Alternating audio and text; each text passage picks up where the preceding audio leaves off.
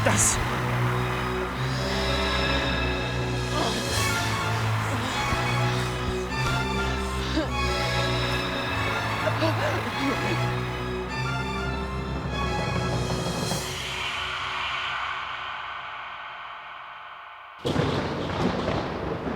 Magaling kang salamangrero, bata. Aanhin pa ba namin ang bunga-bunga na yun? Susundin ko ang lahat ng utos nyo. Dahil wala akong magagawa. Pero sinisigurado ko, hindi pa rin kayo mananalo. At ba't mo naman nasabi, Annabel? Dahil ang papangit nyo. Masyadong matatas ang ginagawa, bata. Sige, saktan mo ko. Patayin mo pa ako. Kung mapapatay mo ko, sino ang gagawa ng mga pinapagawa nyo? Sa oras mawalan ka ng silbi sa amin. Huwag kang mag-alala, Ravenna. Pagbalik nila sa Avila, ipahuhuli ko sila. Wala silang impluwensya sa bisa ng utos ko.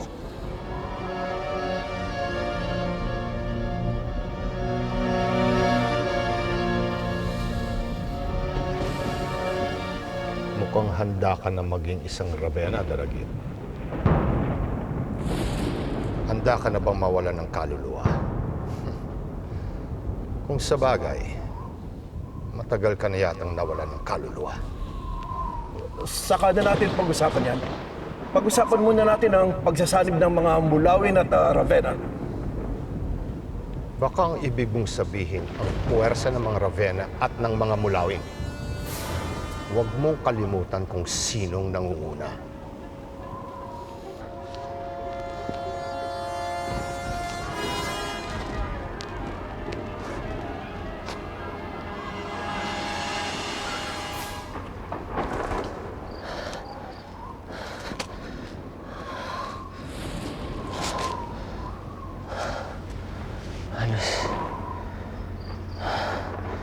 Halos wala na akong lakas. Parang huminga. Bakit? Bakit hindi ba ako mamatay? Anong pagsubok pa ang kailangan kong daanan?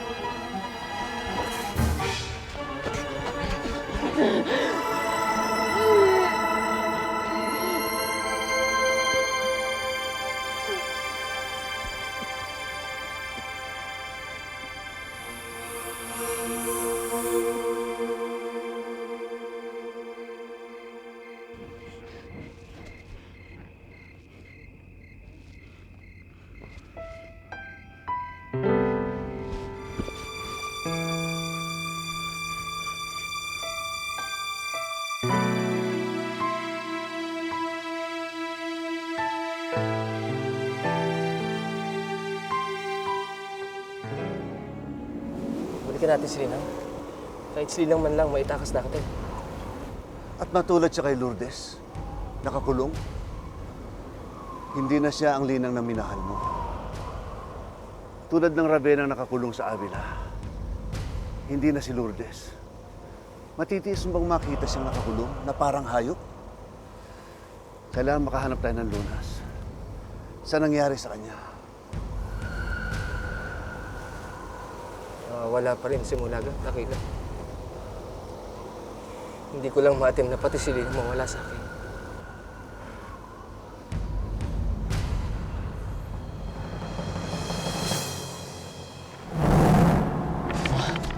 Mga kasamang bahay nila, Ab. Hindi namin kailangan dapat sinasabi mo. Ipagpagkat kami ng mamusang. May na namin ang pangtalapit na kamatayan. Nakalit sa balat mo. Malapit na maubos ang buhay mo. Dito kami. Pagpabilis lang sa yung asahan. Pakiusap. Huwag nang patagalin ang pagpatay sa akin.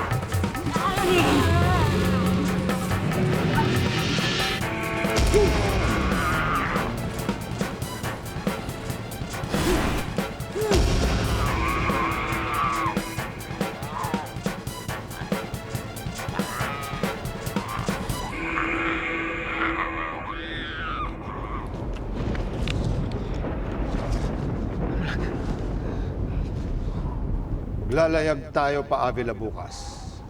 Doon ipapahayag ninyo sa mga nasasakupan ninyo na nagbalik na ang tunay nilang hari at prinsipe. Siguraduhin nyo lang na huwag kayong magbabalak ng kahit anong kalokohan. Dahil nakikita ko ang mga nilalaman ng puso ninyo. Lalo na't ngayon wala na kayong pinagkukunan ng lakas. Kaya namin kayong tirisin na parang kuto. Wala kaming tatangkaing kalokohan. Mga kawal, samahan niyo ang mga bisita natin sa kanilang mga kulungan. Ravenong, anong ibig sabihin nito? Dapat nakinig kayo kay Dakila dahil tama siya. Hindi niyo kilala ang mga kausap ninyo. Sige, tapon ang mga yan sa kulungan.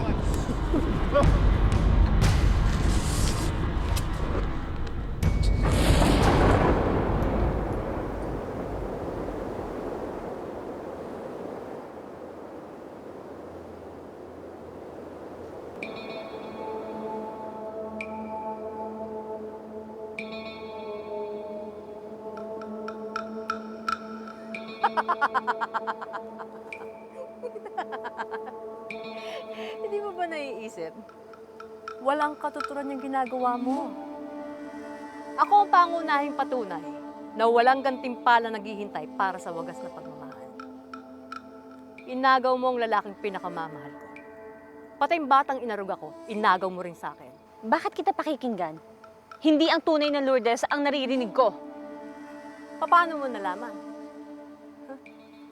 Paano ka nakakasiguro na hindi ito ang tunay na Lourdes na dati lamang nagtatago sa ilalim ng Lourdes na martir? Dahil nanggaling na ako dyan. Sinabi ko na lahat ng mga kasinungalingang sinasabi mo ngayon. Hindi mo ako manloloko.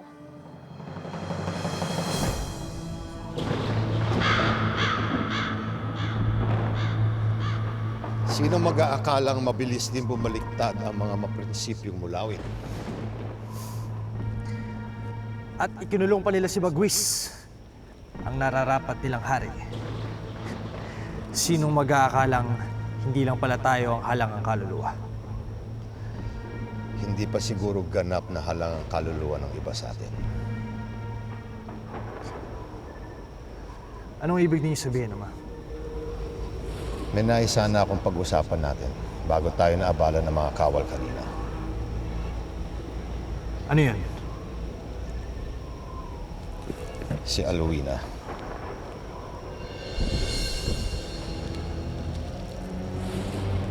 Gabriel, malapit na natin makuha ang pinakamimithi natin. At isang babae pa rin na gumugulo sa isip mo. Hindi lang isang babae, Ama. Isang sugo. Naiisip niyo na ba kung anong klaseng lakas magkakaroon tayo kapag nagsanib ang mga kapangyarihan namin dalawa?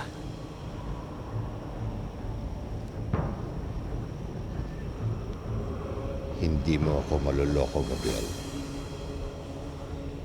Pinangangalandakan mo na kaya mong tignan ang nilalaman ng puso ng iba. Pues kaya kong tignan ang nilalaman ng puso mo.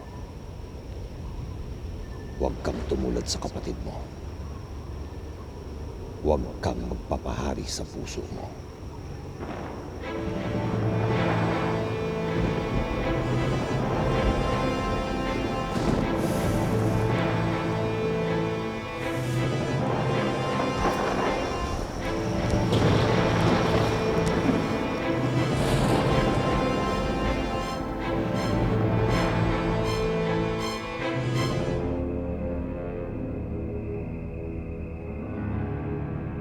Lumito muna tayo.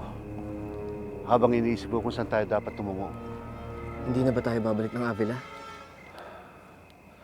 Dahil sa ginawang pagtatraidor ni Daragit, nakuha na naman ni Ravenum ang Avila. Binigay sa kanya ni Daragit ng walang kalaban-laban.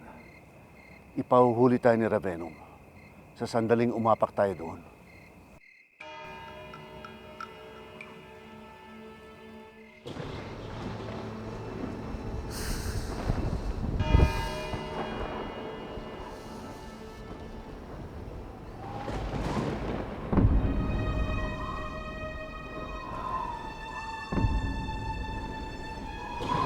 Hayop ka, Rasmus! Anong ginagawa mo?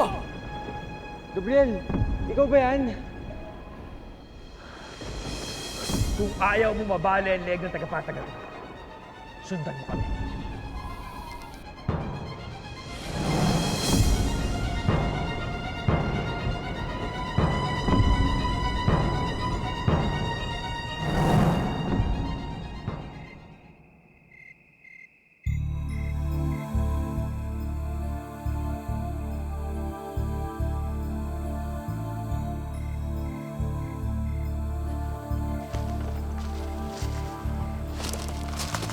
Kamusta na siya? Pangalawang atake na niya ngayong gabi pa lang. Pagod na ang katawan niya. Kailangan na iba yung pag-iingat. Kailangan hindi mawala ang kwintas na yan kay Alvina. Dahil habang lumalalim ang kadiliman na bumabalot sa inyo, ang pagmamahalan nila ang magiging kanlungan ninyo.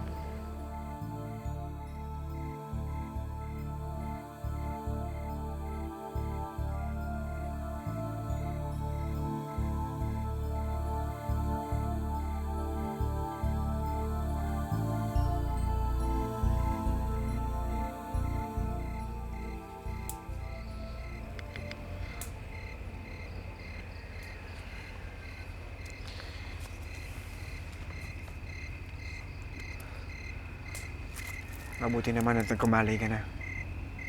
Gigisingin sana kita para ipainom siya ito. Ano yan? Pampabawi ng lakas mula sa iba't ibang klaseng dahon.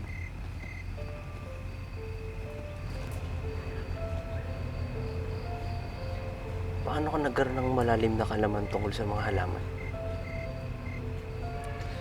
Kapag lumaki ka sa gubat at mailap ka sa mga tao, mga puno at halaman na magiging kaibigan mo. Pati na yung mga hayop na pinapatay natin para kainin. Matututunan mo silang mahalin. Ikaw Mulagat. Ikaw ang dapat kong tanungin kung bakit yan nagkaganyan. Sinubukan mo ba kaming sundan ni Aviona nung umalis kaming kasama si Agilus? Sinubukan kong bumalik ng Encantadia para humingi ng lunas sa sakit ni Ama. Pero, imbis na sa Encantadia ako makarating, sa kuta ni Erasmus ako napadpad. Hindi ko alam kung buhay pa si Ama.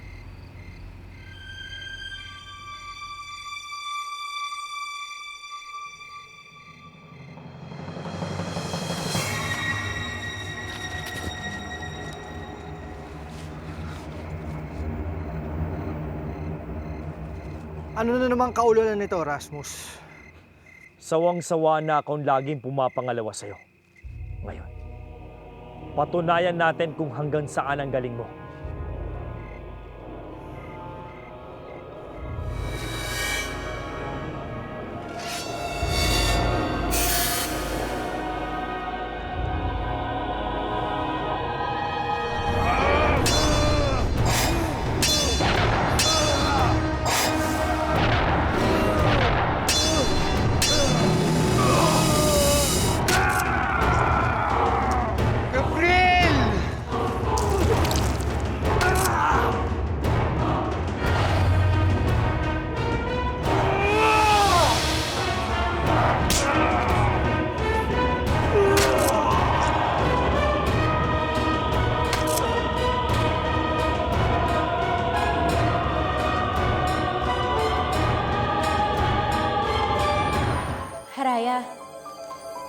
tapos na ang ginagawa ko. Haraya!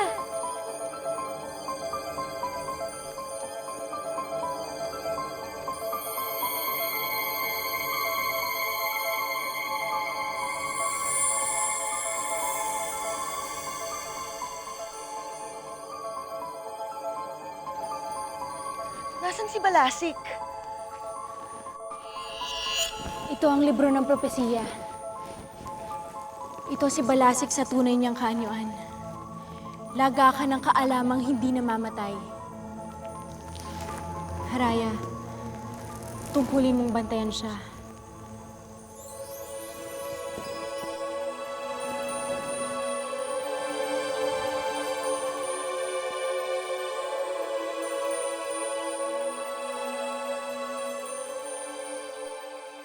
Lalong nagiging mapanganib habang hinahanap namin ang bunga. Ano ba talaga ang anyo nito, Ina?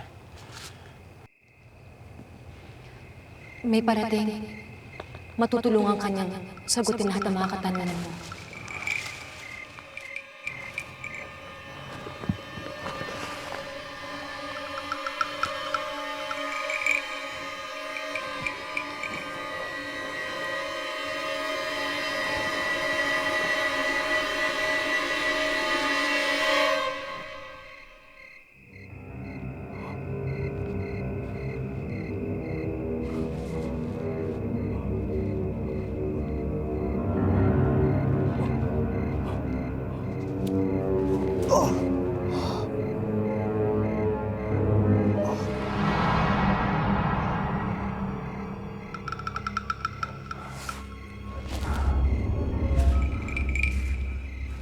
Ano po ang kinakatakutan mo, Rasmus?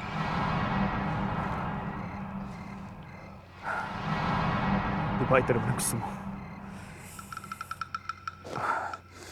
Ituloy-tuloy mo na.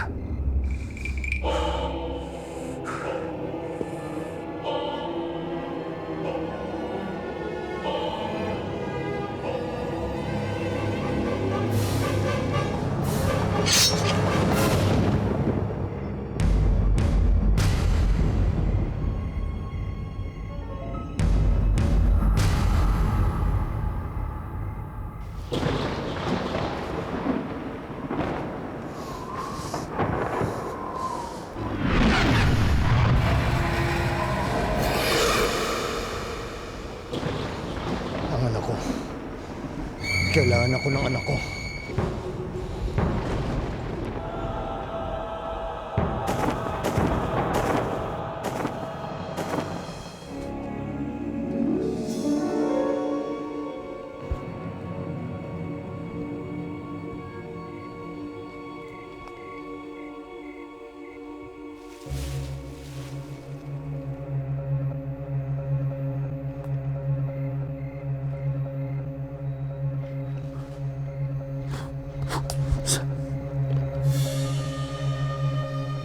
Sino yan?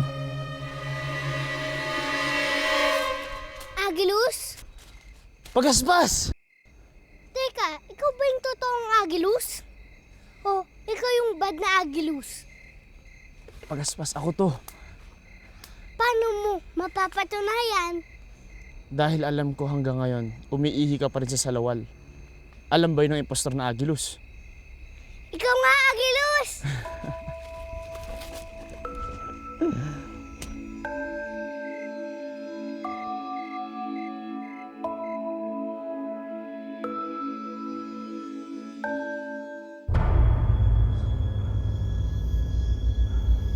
Mamatay ka na!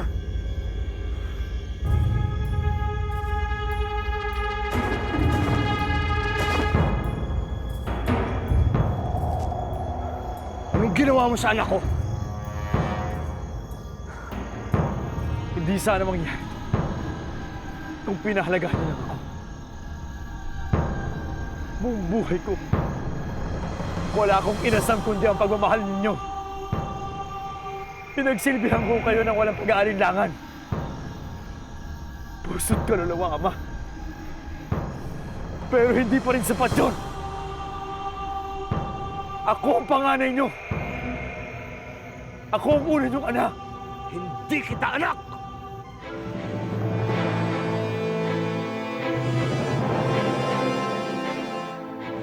sugatan kanina ang apo ni Aling Rosing. Nakakaawa naman. Kaya nga magtulungan tayo eh. Para mabalik ang lahat sa tama. Kaya nakikiusap ako sa'yo, Ika. Hinang-hina ng asawa ko. Hindi sapat ang pagkain para mabalik ang lakas niya. Hayaan niyo man na siya makalapit sa mga puno.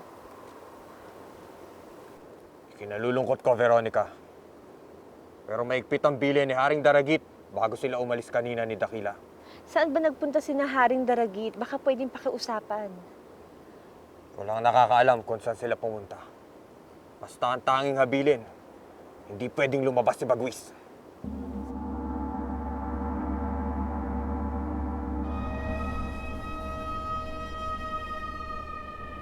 Yan ang napapala ng sobrang pagmamahal sa lahi. Puro pasakit.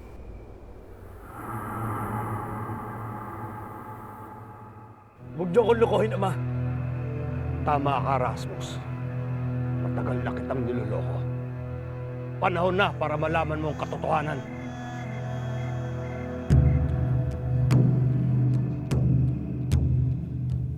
Sinabihan kami ng propesiya ng Balasik na isa sa aming nasa kapulungan ang nakatakdang maging ama ng lalaking sugo na mamumuno sa Avila.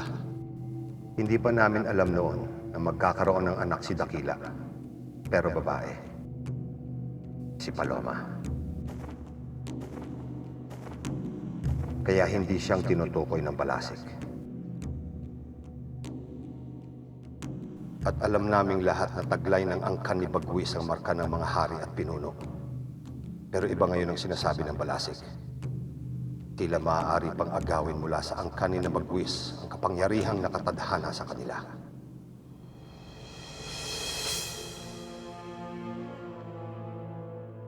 Maliban kay Dakila, ako pa lang sa loob ng kupulungan ng may asawa. Kaya siguradong ako ang tinutukoy ng propesiya. Pero mas masahol pa sa patay ang walang silbi mong ina. Hindi ako magkaanak sa kanya. Hanggang isang araw, binalita niyang buntis siya. Buong akala ko, ipinanganak ka niya. Dapat naghinala na ako nang ayaw niyang masalat ko man lang ang tiyan niya. O magpasama sa pamisaan sa araw na nakatakdang mapisa ang itlog. Pero lumabas din ang katotohanan. Dumating sa tirahan natin ang babaeng pinangakuan ng nanay mong susustentuhan para lang itinda ka sa amin. Nangungulila raw siya para sa'yo. Ipinaligpit ko ang tunay mong ina sa ilang kawal para hindi siya makapagsalita. At nakisama ako sa manlililang mong nanay dahil ayokong pagtawanan ng buong Avila. Pero nagsimula akong makiapid sa kung sino-sinong babae, kahit tutol ang kapulungan sa inaasal ko. Gusto kong magkaanak na maituturing kong galing sa kalamnan ko. Pati ang dama ng asawa ko, pinagsamantalahan ko para makapaghiganti sa panlolokong ginawa sa akin ng asawa ko. At nagkatotoo ang propesiya. Nagkaroon ako ng anak na itinakdang mamuno sa Avila. Pero hindi ikaw yon, Rasmus.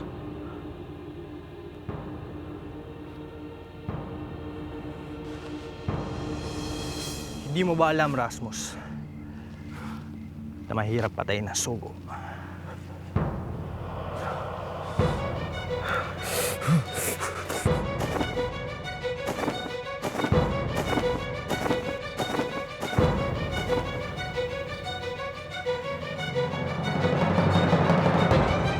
Ibig mo sabihin, hindi pa kayo dumiretso niniwalom sa Avila nung ihatid ko kayo? Bigla kasi kaming sinugod ng mga batang Ravenna eh. Tapos, nagkahiwalay-hiwalay na kami. Kaya pala hindi ko kayo nakita sa Avila nung kamuntikan na akong bitahin. Ha? Kailan ka bibitayin? Hindi na mahalaga yun. Ano ka mo? Si Lawiswis, si Ravenna na? Oo. Kailangan mo siyang tulungan, Agilus. Yung nangyari kay Alwina. May kaugnayan kaya yun sa nangyari kay Lawiswis. Bakit? Ano nangyari kay Alwina? Mahirap ipaliwanag, Gas. Sana lang talaga mahanap na natin ang bunga. Baka yun na lang makapagligtas kay Lawiswis. Pero hanggang ngayon, hindi pa rin sinasabi ni Ina kung anong anyo nito.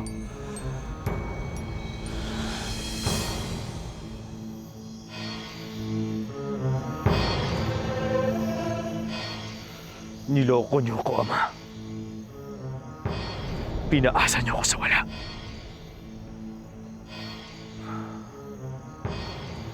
Narinig ko ang usapan niyo ni Gabriel bago ko magpakita sa talambas.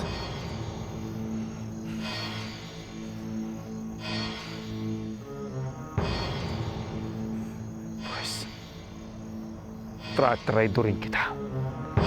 Tulad ng pagtatraidorin niyo sa akin.